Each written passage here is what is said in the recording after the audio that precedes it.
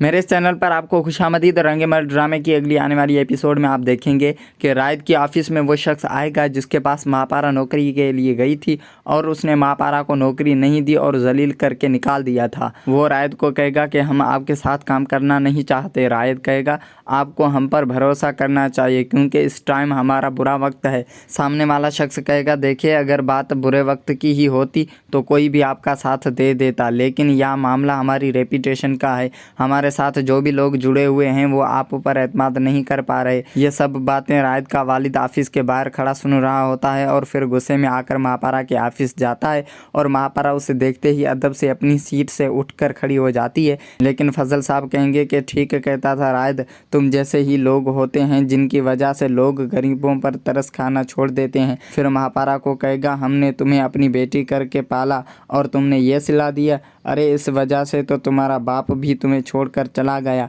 फिर भी सुधरी नहीं हो तुम।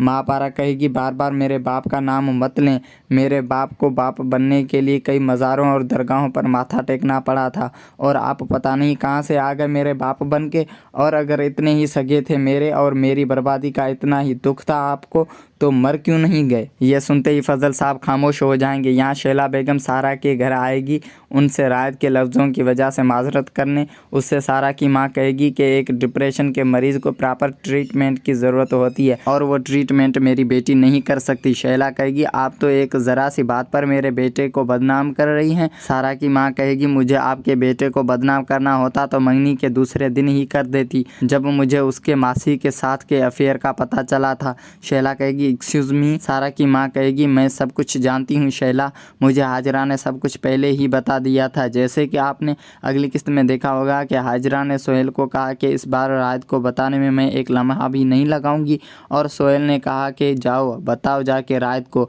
हाजरा कंफ्यूज हो गई थी क्योंकि सोहेल ने यह भी कहा था कि उसने कुछ भी इधर उधर किया तो सोहेल उसे तलाक दे देगा, इसलिए हाजरा अब चुप में रहती है। अगर आप रंगेमल ड्रामे की आने वाली एपिसोड के बारे में जानना चाहते हैं तो मेरे इस चैनल को सब्सक्राइब करें। इंशाल्लाह एपिसोड के आने से पहले ही आपको उसके बारे में बता दूंगा। शुक्रिया।